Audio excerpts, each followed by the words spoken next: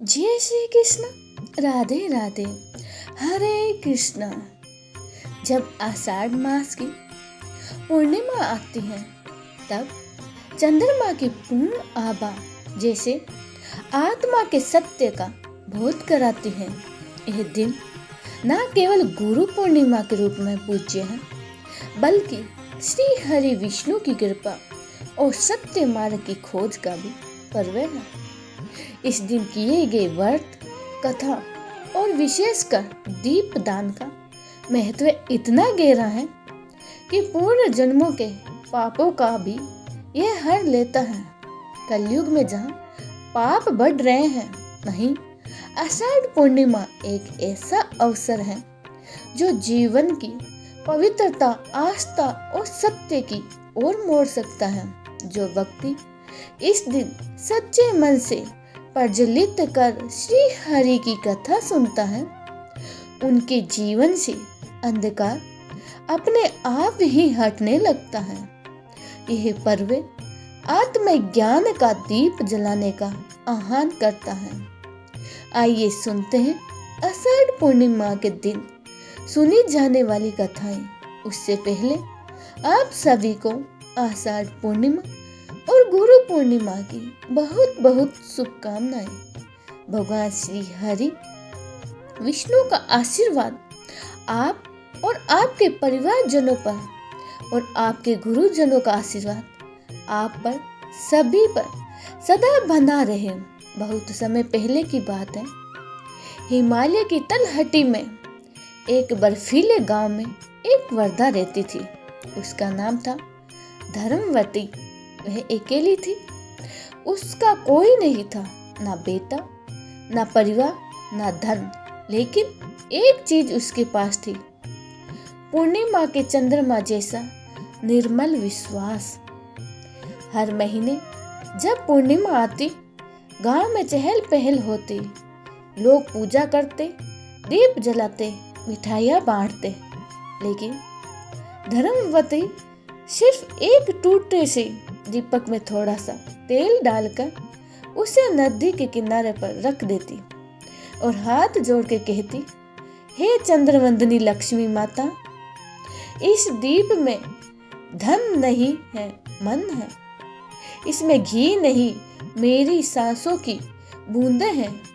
यह दीप नहीं बल्कि मेरी आत्मा है। हे माँ, कृपया कर इसे अपने चरणों तक पहुंचा देना। गांव के लोग उसका मजाक उड़ाते, लेकिन वह वृद्धा हर पूर्णिमा यही करती रही। फिर एक दिन अचानक गांव के लोग बीमार पड़ने लगे और फिर यह हुआ कि रोज ही शमशान की चिमनियां जलने लगी। कोई भी इलाज काम नहीं कर रहा था। बच्चों से लेकर बुजुर्गों तक भयभीत थे। लोगों ने अपने घरों के दरवाजे बंद कर लिए। गांव अंधकार और भय के साये में डूब गया। कोई नहीं समझ पा रहा था कि क्या करें, कहाँ जाएं, किसकी मदद मांगे। तभी पूर्णिमा की रात आई। चारों तरफ सन्नाटा था।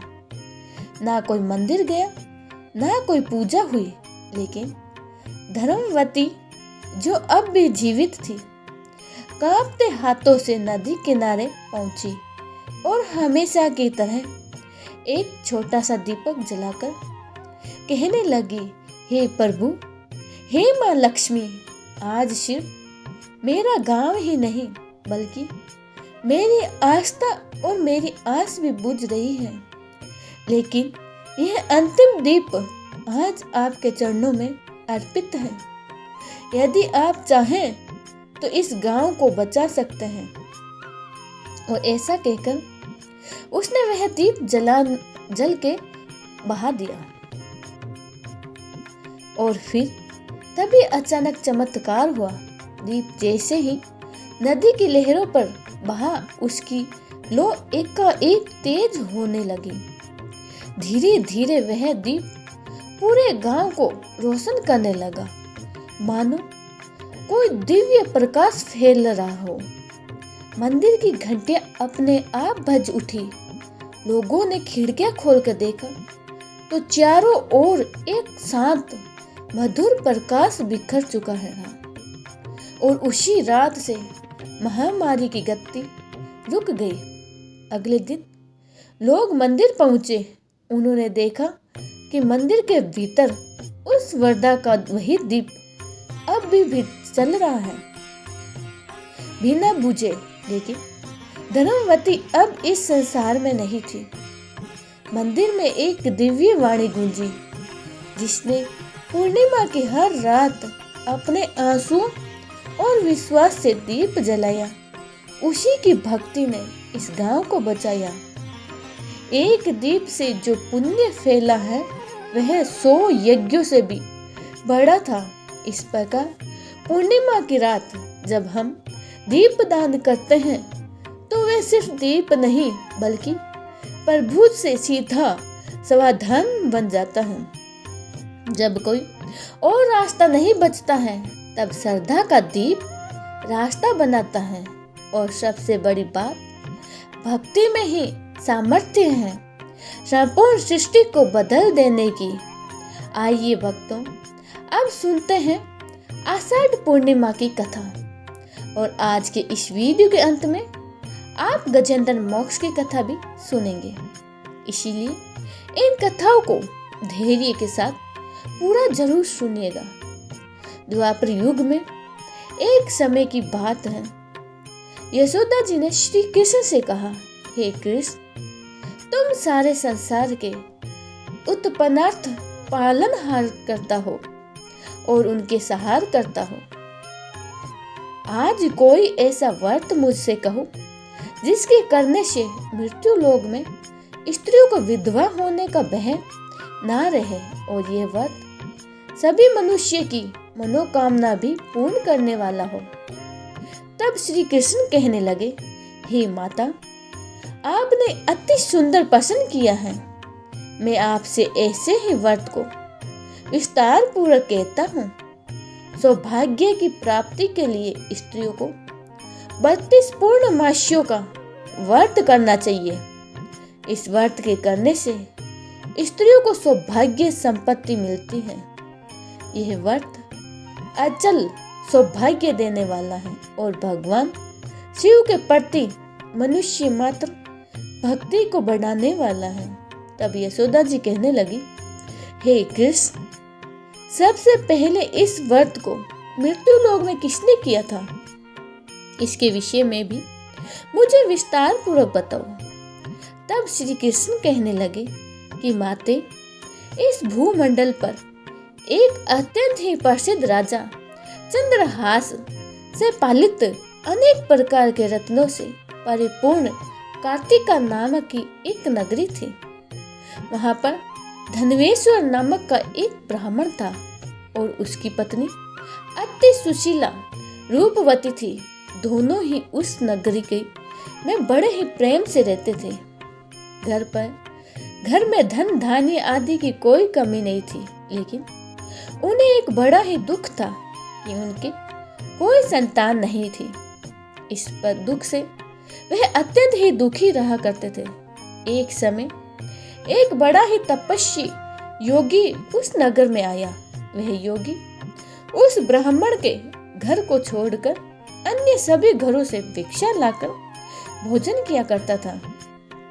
एक दिन वह योगी रूपवती से भिक्षा ना लेकर किसी दूसरे घर से भिक्षा लेकर गंगा किनारे जाकर भिक्षा में मिले अन्न को प्रेम पूर्वक खा रहा था कि धनवेश्वर ने योगी का यह सब कार्य किसी प्रकार से देख लिया। अपनी भिक्षा के अनादर से दुखी होकर धनवेश्वर योगी से बोला, महात्मा, आप सभी के घरों से भिक्षा लेते हैं किंतु मेरे घर की भिक्षा कभी नहीं लेते, इसका क्या कारण है?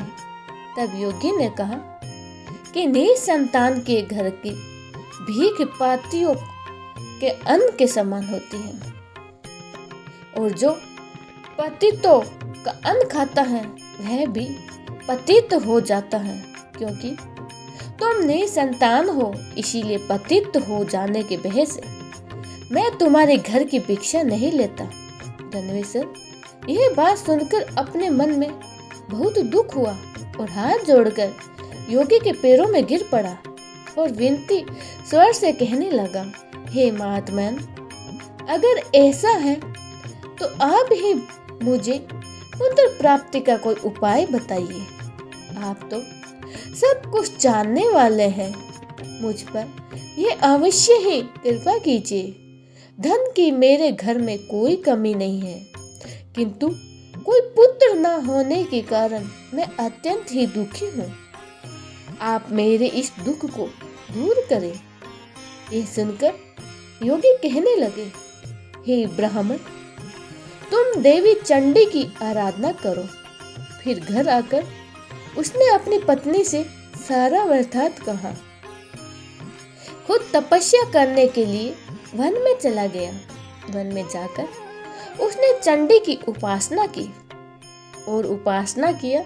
चंडी देवी ने 16वें दिन उसको सपन में दर्शन दिए और कहा, हे धनवेश्वर, जा, तेरे पुत्र होगा, परंतु वह 16 वर्ष की आयु में ही मृत्यु को प्राप्त हो जाएगा। अगर तुम दोनों प्रत्येक 32 पूर्णिमासी का व्रत विधि पूरा करोगे तो वह दीर्घ आयु होगा। जितनी तुम्हारी सामर्थ्य हो, आटे के उतने दिए बनाकर शिव जी का पूजन करना, किंतु पूर्णमासी को 32 की संख्या पूरी हो जानी चाहिए। प्रातः काल होने पर इस स्थान के पास ही तुम्हें आम का एक वृक्ष दिखाई देगा। उस पर चढ़कर तुम एक फल तोड़कर जल्दी अपने घर चले जाना और अपनी पत्नी से सारा वृत्तांत कहना। ऋतु स्नान के बाद वह स्वस्थ होकर श्री शंकर जी का ध्यान करके उस फल को खा लेगी। तब शंकर भगवान की कृपा से उसका गर्भ ठहर जाएगा। जब वह ब्राह्मण प्रातः काल उठा तो उसने उस स्थान के पास ही आम का एक वृक्ष देखा, जिस पर अत्यंत सुंदर आम का एक फल लगा हुआ था। ब्राह्मण ने उस आम के वृक्ष पर चढ़कर फल को तोड़ने का प्रयास किया, किंतु वृक्ष पर कई बार प्रयास करने पर भी वह नहीं चढ़ पाया। अब तो ब्राह्मण को बड़ी चिंता हुई। तब वह विघ्न विनायक श्री गणेश जी की वंदना करने लगा। हे दयानिधे, अपने भक्तों के विघ्नों का नाश करके उनके मंगल कार्य को करने वाले, दुष्टों का नाश करने वाले, रिद्धि सिद्धि के देने वाले, आप मुझ पर कृपा करें। प्रभु, मुझे इतना बल दे कि मैं अपने मनोरथ को पूर्ण कर सकूं। इस प्रकार सच्चे मन से गणेश भगवान की प्रार्थना करने पर वह भगवान की कृपा से वृक्ष पर चढ़ गया। वृक्ष पर से फल तोड़कर उसने घर आकर अपनी पत्नी को वह फल लाकर दे दिया और उसकी पत्नी ने अपने पति के कहे अनुसार उस फल को खा लिया और वह गर्भवती हो गई। देवी चंडी की असीम कृपा से उसे एक अत्यंत ही सुंदर पुत्र हुआ, जिसका नाम उन्होंने देवी दास रखा। माता पिता के हर्ष और शोक के साथ ही वह बालक शुक्ल पक्ष के चंद्रमा की तरह अपने पिता के घर में पढ़ने लगा। देवी की कृपा से वह बालक बहुत ही सुंदर, सुशील और विद्या में बहुत ही निपुण हो गया। देवी की आज्ञा अनुसार उसकी माता ने 32 पूर्णमासी का व्रत रखना आरंभ कर दिया, जिससे उसका पुत्र बड़ी आयु वाला हो जाए। 16वां वर्ष लगते लगते ही देवी दास के माता पिता को बड़ी चिंता हो गई कि कहीं उसके पुत्र की इस वर्ष मृत्यु न हो जाए। इसीलिए उन्होंने अपने मन में विचार किया कि अगर यह दुर्घटना उनके सामने हो गई तो वे कैसे सहन कर सकते हैं।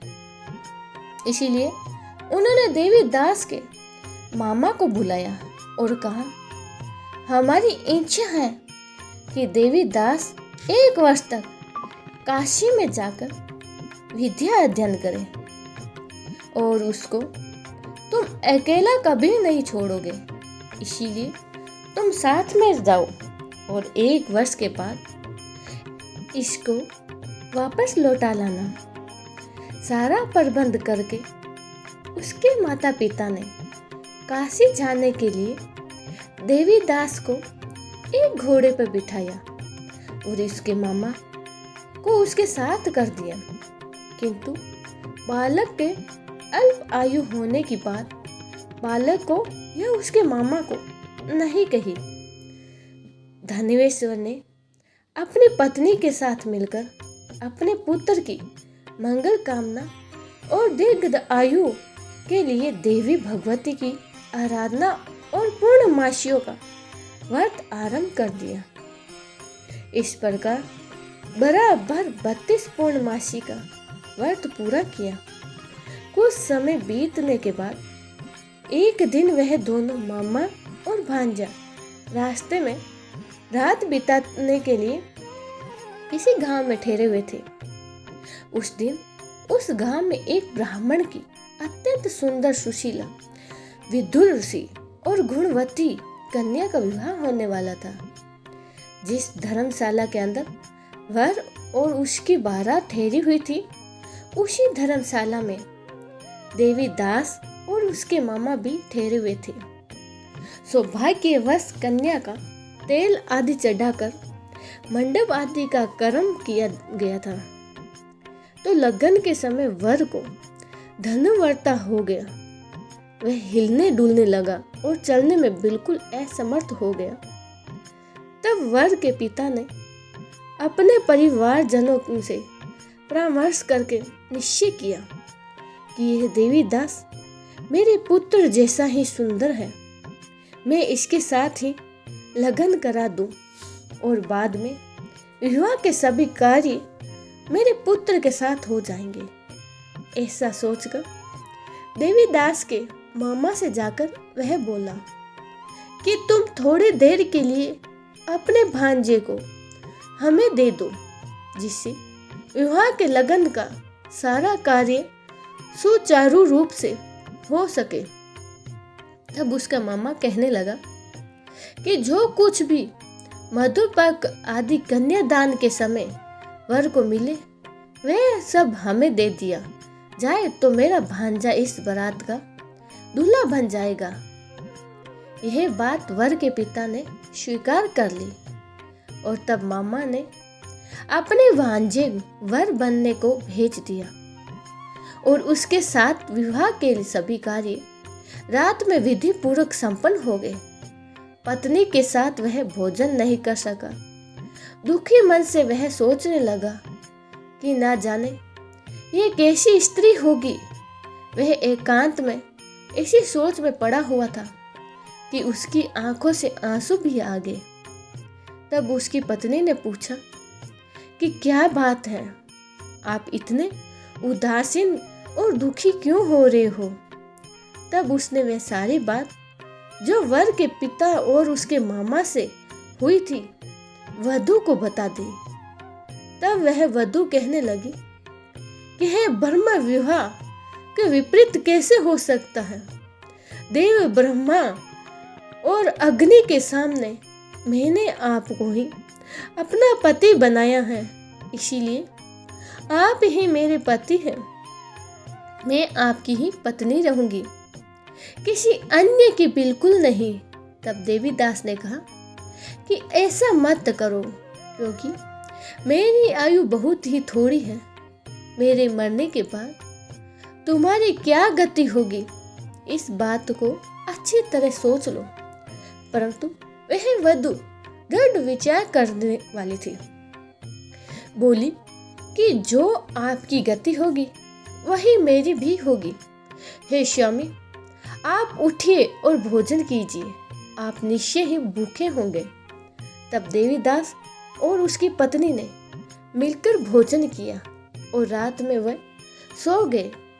प्रातःकाल देवीदास ने अपने पत्नी को 3 नगों से जड़ी हुई एक अंगूठी और एक रुमाल दिया और बोला, प्रिय, इसे संकेत समझकर रखो और शांत हो जाओ। मेरा स्मरण और जीवन जानने के लिए एक पुष्प वाटिका बना लो। उसमें सुगंधी वाली एक नव मल्लिका लगा लो। उसको हर दिन जल से सींचना और आनंद के साथ खेल कूदना और उत्सव मनाना। जिस समय और जिस दिन मेरी मृत्यु का होगा, ये फूल सूख जाएंगे और ये सब फिर से हरे भरे हो जाए तो समझ लेना मैं जीवित हूँ। यह बात निश्चय करके समझ लेना और इसमें कोई असन्य मत करना। ऐसा समझा बुझाकर वह चला गया। प्रातःकाल होते ही वहां पर गाजे बाजे बजने लगे।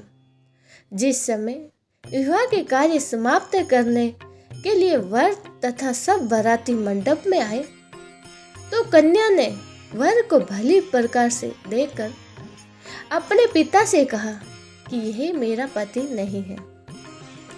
मेरा पति वही है जिसके साथ रात में मेरा विवाह हुआ था। इसके साथ तो मेरा विवाह ही नहीं हुआ। अगर यह वही है तो बताए कि मैंने इसको क्या दिया था और रात में बीच में क्या गुप्त बातें हुई थी, वह सब बताए। पिता उसके कहे अनुसार वर को बुलवाया। कन्या की सारी बातें सुनकर वह कहने लगा, मैं कुछ नहीं जानता। इसके बाद वह लज्जित होकर अपना समूह लेकर चला गया। सारी बारात और अपमानित होकर वहां से लौट गए। भगवान श्री कृष्ण आगे बोलते हैं, हे माते, इस प्रकार देवी दास काशी विद्या पढ़ने के लिए चला गया। जब कुछ समय बीत गया तो काल से प्रेरित होकर एक सांप रात के समय उसको डसने के लिए वहां आ गया। उस विषधर के प्रभाव से उसके बिस्तर के चारों ओर से विष की ज्वाला से वह बिस्तर विषैला हो गया, परंतु वर्तराज के प्रभाव से उसको वह सांप काट नहीं पाया, क्योंकि पहले ही उसकी मां ने 32 पूर्णमासी का व्रत कर रखा था। इसके बाद मध्याह्न के समय स्वयं काल वहां पर आया और उसके शरीर से उसके प्राणों को निकालने का प्रयास करने लगा, जिससे वे मूर्छित होकर धरती पर गिर पड़ा। भगवान की कृपा से उसी समय देवी पार्वती जी के साथ श्री शंकर जी वहां पर आ गए। उसको मूर्छित दशा में देखकर देवी पार्वती ने भगवान से प्रार्थना की, हे प्रभु, इस बालक की माता ने पहले 32 पूर्णमासी का व्रत पूर्ण किया है, जिसके प्रभाव से भगवान अब आपको इसको प्राण दान दे दीजिए। देवी के कहने पर भक्त वत्सल भगवान ने उस बालक को प्राण दान दे दिया। इस व्रत के प्रभाव से काल को भी पीछे हटना पड़ा और देवीदास स्वस्थ होकर बैठ गया। उधर उसकी पत्नी उसके काल की प्रतीक्षा किया करती थी। एक दिन उसने देखा कि उस पुष्प वाटिका में पत्र पुष्प कुछ भी नहीं रहे, सब कुछ सूख कर नष्ट हो गए। तो उसे बड़ा ही आश्चर्य हुआ, किंतु कुछ ही क्षण में वह सब वाटिका पहले की तरह हरी भरी हो गई। तब वह समझ गई कि उसके पति पुनर्जीवित हो गए। यह देखकर वह बहुत ही प्रसन्न होकर अपने पिता से कहने लगी, पिताजी, मेरे पति जीवित हैं, आप उनको ढूंढिए। जब 16वां वर्ष बीत गया तो देवीदास भी अपने मामा के साथ काशी से वापस अपने घर की ओर चल पड़ा। इधर उसके ससुर उसको ढूंढने के लिए घर से जाने ही वाला था कि वह दोनों मामा भांजा वहीं पर आ गए। उसको आया देखकर उसका ससुर बड़ी प्रसन्नता के साथ उसे अपने घर में ले गया। उस समय नगर के निवासी भी वहां इकट्ठे हो गए। और फिर सबने निश्चय किया कि अवश्य ही इस बालक के साथ इस कन्या का विवाह हुआ था। उस बालक को जब कन्या ने देखा तो पहचान लिया और कहा कि है तो वही है जो संकेत करके गए थे। फिर सब कहने लगे कि भला हुआ जो यह आ गया। अब सब नगरवासियों ने खूब आनंद मनाया। कुछ दिन के बाद देवी दास अपनी पत्नी और अपने मामा के साथ अपने ससुर के घर से बहुत सारा उपहार लेकर अपने घर की ओर चल पड़ा। जब वह अपने नगर के निकट गया तो कई लोगों ने उसे देखकर उसके माता पिता को पहले ही जाकर सूचना दे दी कि तुम्हारे पुत्र देवी दास अपनी पत्नी और मामा के साथ आ रहा है। ऐसा सुनकर पहले तो उन्हें विश्वास ही नहीं हुआ, किंतु जब लोगों ने आकर कहा, उसकी बात का समर्थन किया, तब उन्होंने बड़ा ही आश्चर्य हुआ। इतने में ही देवी दास भी अपने घर पहुंच गया और देवी दास ने अपने माता पिता के चरणों से सिर रख कर प्रणाम किया और उनकी पत्नी ने भी अपने सास ससुर के चरणों को स्पर्श किया।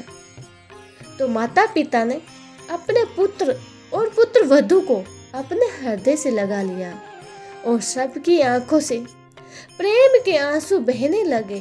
अपने पुत्र और पुत्र वधू के आने की खुशी में धनवेश्वर ने बड़ा भारी उत्सव किया और ब्राह्मणों को भी बहुत सी दान दक्षिणा देकर प्रसन्न किया।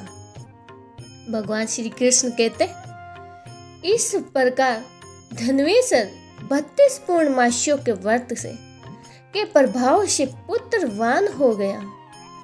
जो भी स्त्री इस व्रत को करती है वह जन्म जन्मांतर में भी विधवा का दुख नहीं भोगती है और सदैव ही सौभाग्यवती रहती है।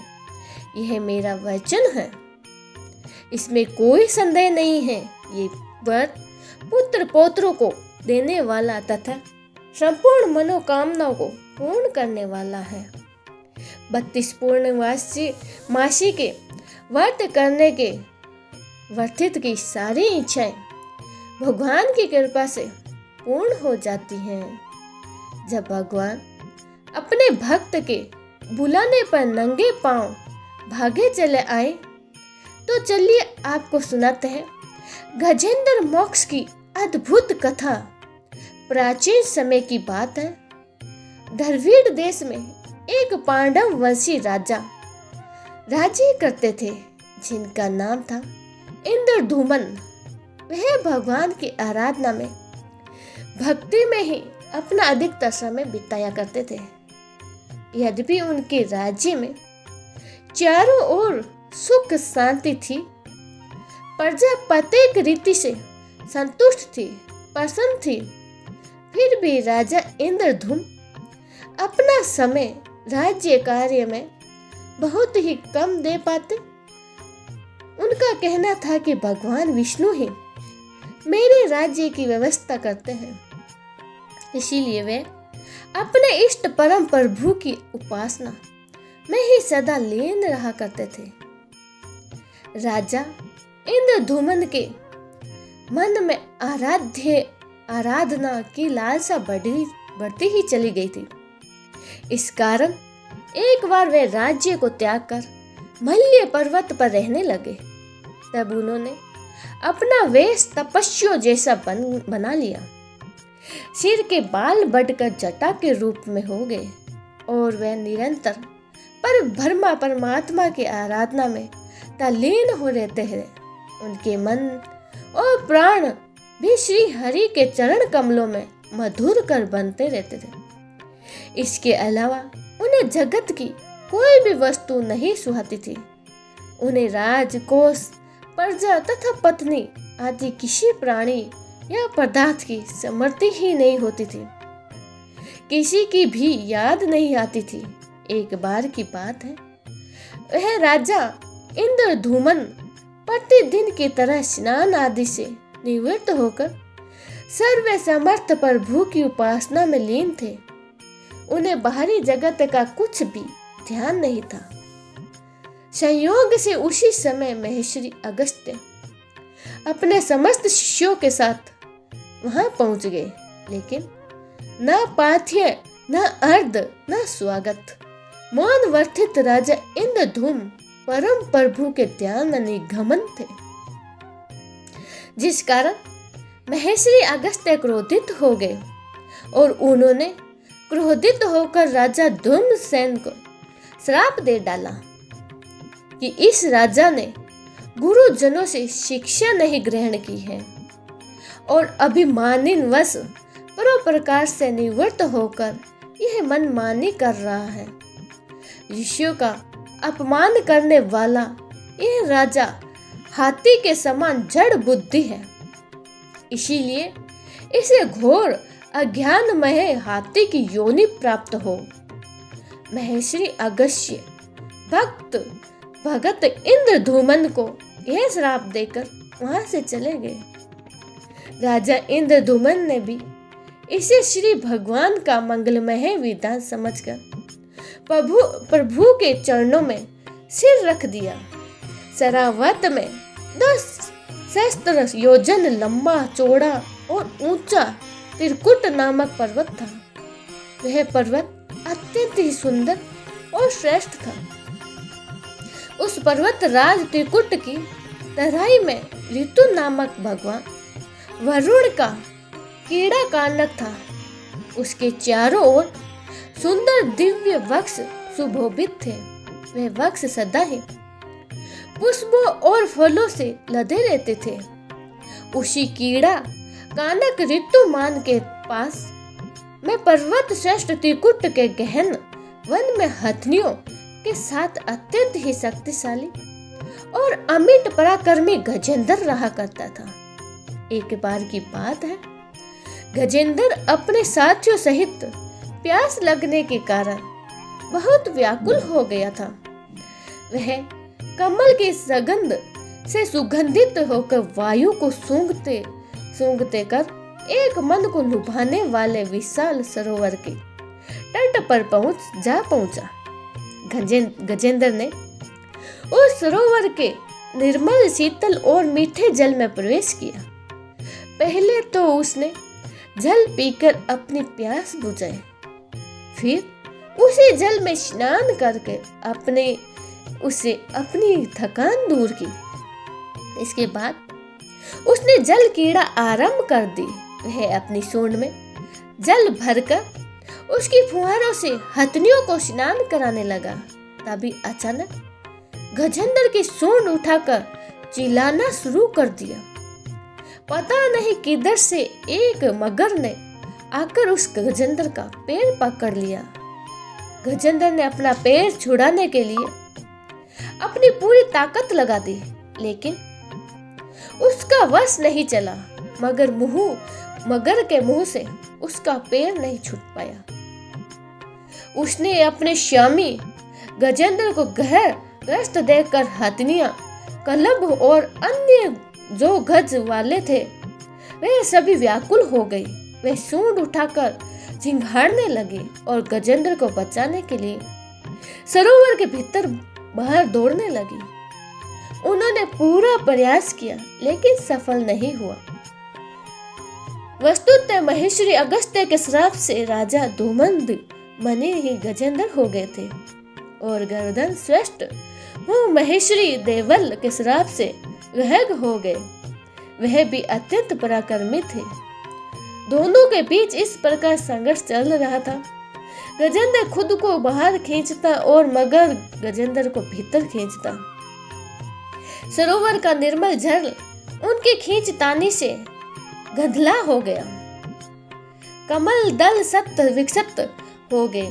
जल के अंदर रहने वाले जल जंतु व्याकुल हो उठे और गजेंद्र और ग्रह का यह संघर्ष 1 वर्ष तक चलता रहा। वह दोनों जीवित ही रहे। यह दृश्य देखकर देव चकित हो गए। अतः एक दिन गजेंद्र का शरीर कमजोर पड़ गया। उनके शरीर में शक्ति और मन उत्साह नहीं रहा, किंतु जलचर होने के कारण ग्रहा की शक्तियों में कोई कमी नहीं आई। उसकी शक्ति बल्कि और बढ़ गई। वह नवीन उत्साह से और अधिक ताकत लगाकर गजेंद्र को पानी के अंदर खींचने लगा। असमर्थ गजेंद्र के प्राण अब संकट में पड़ गए। उसकी शक्ति और पराक्रम का अहंकार चूर चूर हो गया। वह पूरी तरह से निराश हो गया, किंतु पूर्व जन्म की निरंतर भगवत आराधना के फल स्वरूप उसे भगवान की स्मृति हो आई। उसने निश्चय किया, कराल काल के भय से चराचर प्राणियों के शरण सर्वे समर्थे प्रभु की शरण ग्रहण करता हूँ। दीन बंधु दीनानाथ, मेरी डोरी तेरे हाथ। इस निश्चय के साथ ही श्री गजेंद्र मन में को एग्रागत करके पूर्व जन्म से श्री के श्रेष्ठ स्तोत्र द्वारा परम प्रभु की स्तुति करने लगा। गजेंद्र की स्तुति सुनकर सर्वथा सर्वे देव रूप भगवान विष्णु प्रकट हो गए। बोलो श्री विष्णु भगवान की जय हो। गजेंद्र को पीड़ित देखकर भगवान विष्णु गरुड़ पर आरूढ़ होकर अत्यंत ही तेजी से उस सरोवर के तट पर आ पहुंचे। जब जीवन से निराश और पीड़ा से छटपटाते गजेंद्र ने हाथ में चक्कर लिए गरुड़ पर विराजमान भगवान विष्णु को तीव्रता से अपनी ओर आते देखकर उसने कमल का एक सुंदर पुष्प अपनी सूंड में लेकर ऊपर उठाया और बड़े ही कष्ट से कहा, हे नारायण, हे जगत गुरु, हे भगवान, आपको नमस्कार है। गजेंद्र को इस प्रकार पीड़ित देखकर भगवान विष्णु गरुड़ की पीठ से ही कूद पड़े और गजेंद्र के साथ ही उस ग्रह अर्थात मगरमच्छ को भी सरोवर से बाहर खींच लाए और तुरंत ही अपने तीक्ष्ण चक्कर से ग्रह के मुख फाड़कर गजेंद्र को मुक्त करा दिया। ब्रह्मादि देवगण भी श्री हरि की प्रशंसा करते हुए उनके ऊपर सर्वज्ञ पुष्पों की वर्षा करने लगे। सिद्ध और ऋषि महेश्वरी पर ब्रह्मा भगवान विष्णु का गुणगान करने लगे। जय हो जयकार कराने लगे। ग्रह दिव्य शरीरधारी हो गया।